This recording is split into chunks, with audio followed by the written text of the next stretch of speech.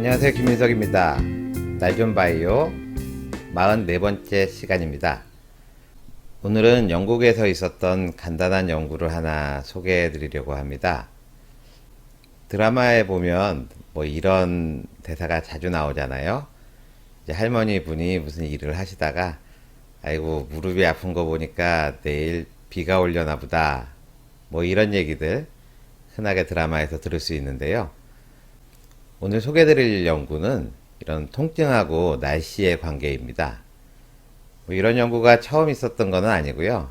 여러 번 있어 왔는데, 어떤 연구에서는 날씨가 추우면 통증이 심해진다 이러기도 하고요. 또 반대로 날씨가 더우면 통증이 심하다. 또 어떤 연구에서는요, 이런 온도보다는 습한 날에 더 통증이 심하다고, 또 이제 비가 내리는 거랑 관련돼서는 기압이 낮은, 그러니까 저기압일 때 통증이 심하다. 연구는 상당히 많았는데요. 어떤 일정한 결론을 도출하지 못했습니다.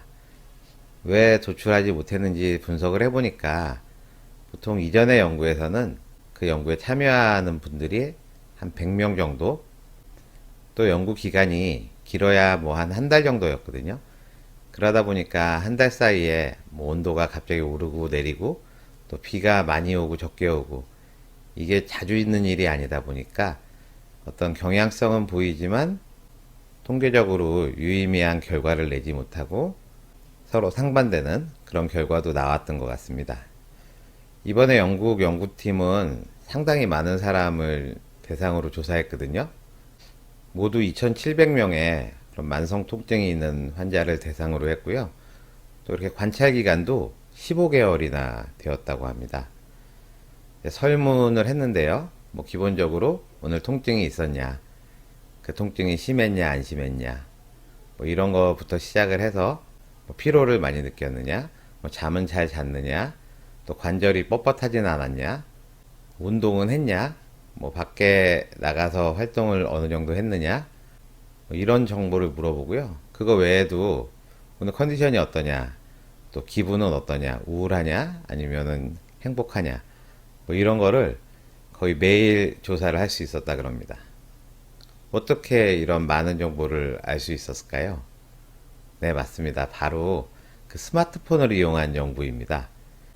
영국 정부의 지원을 받아서요, 이 앱을 개발을 했습니다. 날씨와 통증에 관한 앱을 개발을 해서 1년 동안 그 앱을 다운로드를 권유했더니 한 10,000명 넘게 다운을 받았다 그럽니다. 그 중에 이 연구에는 한 2,700명 정도가 참여를 했는데요. 기본적으로 통증이 있는 분들이겠죠. 주로 관절염이 있는 분들이 참여를 했고, 여성들이 한 83% 정도로 많았고요. 나이는 평균 51살이었다 그럽니다. 스마트폰을 이용해서 조사를 하면 아주 유리한 점이 하나 있는데요. 바로 그 연구 참여자의 동의만 얻으면 이 사람이 어디서 지금 설문에 응답을 했는지를 알 수가 있거든요. GPS를 이용하면 알 수가 있죠. 그래서 그 위치를 추적해보면 그 지역의 날씨도 정확히 알 수가 있고요. 또 이 사람이 활동을 어느 정도 했는지도 스마트폰을 보면 알 수가 있기 때문에 소위 요즘 말하는 빅데이터를 의학 연구에 이용한 사례라고 볼 수 있겠습니다. 이처럼 예전부터 내려오는 그런 속설들, 의학적으로 증명하기는 좀 어려운 것들을요, 스마트폰과 빅데이터를 이용하면 과학적으로 이렇게 증명해낼 수 있다는 것을 보여주는 연구가 되겠습니다. 기상 요소 중에는 크게 기온이 있겠고요, 그다음에 습도가 있겠고, 또 바람이 있겠고, 비가 왔는지 안 왔는지, 뭐 이런 것들이 기본 요소겠죠. 이런 네 가지 기상 요소하고요, 실제 환자들이 통증을 느꼈는지 안 느꼈는지, 그거의 관계를 이제 조사를 한 논문입니다. 결과를 보시면요, 통증하고 가장 관련이 있었던 거는 의외로 습도였습니다. 그러니까 축축한 날씨에서 통증이 더 많이 일어난다는 거죠. 어느 정도 많이 일어나냐 하면요, 습도가 10% 올라갈 때마다 통증을 느끼는 환자가 14%씩 늘어났다 그럽니다. 그러니까 이렇게 습한 날씨에서는 통증이 더 심해졌다는 뜻이죠. 그 다음으로는 저기압이었습니다. 저기압은 기압이 낮은 거고 고기압은 기압이 올라가는 거죠. 단위는 밀리바라는 걸 쓰는데요. 기압이 10m바 올라갈수록, 그러니까 고기압이 되는 거죠. 그럼 통증은 줄어들겠죠. 통증을 느끼는 사람의 수는 2%씩 감소한다는 그런 연구 결과가 나왔고요. 마지막으로 조금 의외인데 바람의 세기가 또 중요하다 그럽니다. 바람의 세기가 세질수록 통증을 느끼는 환자가 늘어났는데요. 바람의 세기는 초속 몇 미터 이렇게 표현하잖아요. 바람의 세기가 초속 1m씩 증가할 때마다 이 통증을 느끼는 환자가 2%씩 증가했다고 하네요. 보통 비 오는 날보다 비 오는 전날 통증들을 많이 느끼시잖아요. 그래서 비가 오고 안 오고 그 강수량하고는 큰 차이가 없었고요. 또 기온도 좀 추울수록 통증을 느끼는 사람이 많아지는 경향은 있었지만 통계적으로는 큰 차이는 없었다 그럽니다. 그런데 뭐 이런 게 있을 수가 있잖아요. 사실 통증이 느껴지고 안 느껴지고 하는 거는 우리 기분에 따라서 상당히 좌우되거든요. 그래서 마음이 우울하면 통증 환자가 4배 늘어났다 그러거든요. 날씨가 좀 습하고 좀 흐리고 비가 오고 이러면 마음이 우울해서 그 통증이 더 느껴지는 게 아니냐? 뭐 이렇게 질문할 수가 있겠는데요. 그렇다면 이 날씨 요소는 중요한 게 아니고 결국 기분 탓이다. 이런 결론을 낼 수 있을 텐데 통계적으로 따져보니까 이런 기분과 별개로 그 날씨 요소들, 습도라든지 바람세기라든지 기압이 통증을 유발한다. 이런 내용이었습니다. 그래서 연구자들은 이런 거를 제안을 했는데요. 일기예보를 할 때 통증 예보도 같이 해줄 수 있다. 기온하고 습도하고 또 바람 세기하고 기압 같은 거를 이렇게 넣고 계산을 하면 통증을 느낄 확률이 계산이 된다는 거죠. 이런 걸 가지고 통증 지수가 뭐 경고, 높음, 낮음, 뭐 보통 이런 식으로 예보를 할 수 있다는 겁니다.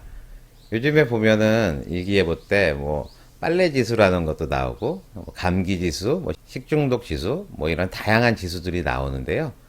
그거와 마찬가지로 이런 통증 지수도 나오게 되면 통증이 있는 분들이 계획을 세울 때 도움이 된다는 거죠. 내일 많이 아플 것 같으면 뭐 집안일 같은 거를 좀 덜 아플 때 오늘 이렇게 할 수 있고, 뭐 외출이라든지 뭐 약속 같은 걸 잡을 때도 내일 많이 아플 것 같은 그런 날이면 좀 피해서 잡는다든지 이런 걸로 생활에 많은 도움이 될 수 있다. 이런 거를 연구자들이 제안을 했습니다. 우리나라 기상청에서도 이런 통증 지수가 나올 수 있기를 기대를 해보고요.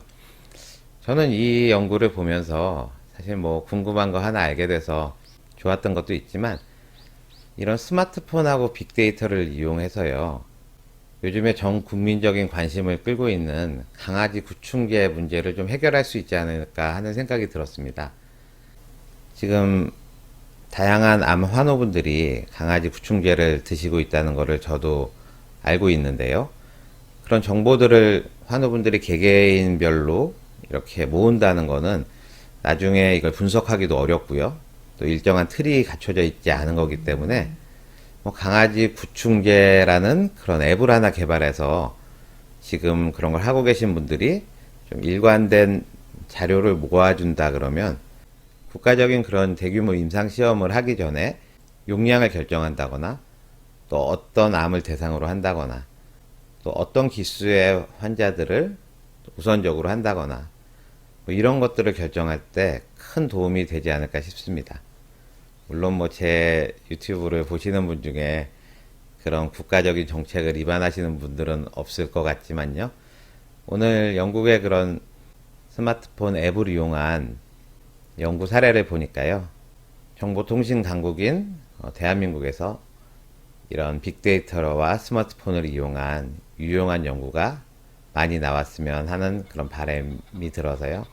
말씀드려봤습니다. 김민석의 날 좀 봐요. 오늘은 날씨하고 통증의 관계를 알아봤는데요. 습한 날씨 때 통증이 많아지고요. 바람이 불고 기압이 낮을 때 또 통증이 많아진다. 이런 거 유념하시고요. 통증 있으신 분들은 스케줄 짜실 때 고민하시면 좋겠습니다. 이런 것들이 이제 과학적으로 증명됐으니까 그 다음 단계는 왜?